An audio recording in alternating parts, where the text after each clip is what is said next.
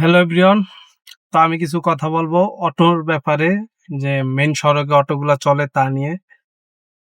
মানে ফেসবুকে ঢুকলে কিছু বর্তমানে মানে আবেগ দেখাইতেছে যারা, তারা হচ্ছে যে অরিজিনাল কুত্তা লীগ আছে না, কুত্তা লীগ।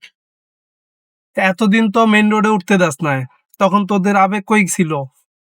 তখন তো কেউ মেইন রোডে অতটা গাড়ি চলে না, তখন তোদের আবেগ কই ছিল? এখন আবেগ দেখাইতেছস।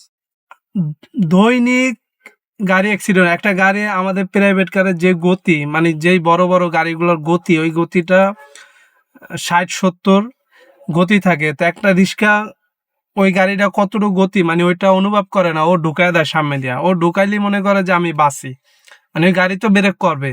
একটা গাড়ি ব্রেক করতে তো গাড়ি মানে ব্রেক জমাইতে তো একটু সময় লাগে, আর হুট করে ঢুকায় দেয়। এখন মেইন মেইন জায়গায় যে সড়কগুলা, ওগুলা তো মানে রিক্সা জ্বালায়, মানে গাড়ি চালানি যায় না। আর যারা বলতেছে যে গরিবের পেটে লাথি দেয়, প্রতি মাসে 45-40 হাজার টাকা ইনকাম, সে গরিব। ভাই আমরা 17-18 হাজার টাকা স্যালারি চাকরি করি, যারা প্রাইভেট কার চালায়। আমরা তো গরিব ফ্যামিলি থেকে আসছি, আমরা তো বড় লোক না যে যারা প্রাইভেট কার চালায়। আবেগ দেয়া দেশ চলে না, বুঝছেন? আপনি যদি এখন একটা রিক্সা যদি আপনারে লাগাই দেয়, তখন তো থাবর নিচে একটু মাটিতে পড়বে না, সব তো তার গালে পড়বে। আবেগ দেখাইতেছেন না।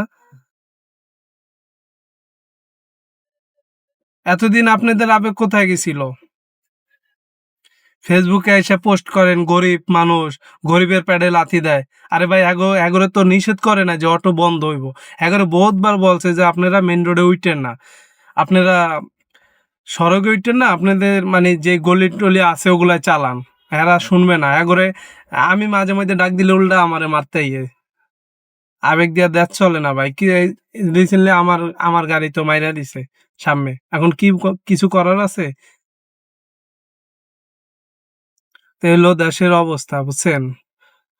আবেগ দেখাবেন না, আবেগ দিয়া এই যে গরিব গরিব কয়ে আমাকে বাংলাদেশ মানে হোগাড়া মাইরা দিছে এই জায়গা দিয়া। আমরা কি বলবো, কিছুদিন আগে গুলশানে রিক্সা ঢুকতে দিতেছে না বাইরে, ওই যে একজন ফরেনার রে হেনস্থ করছে।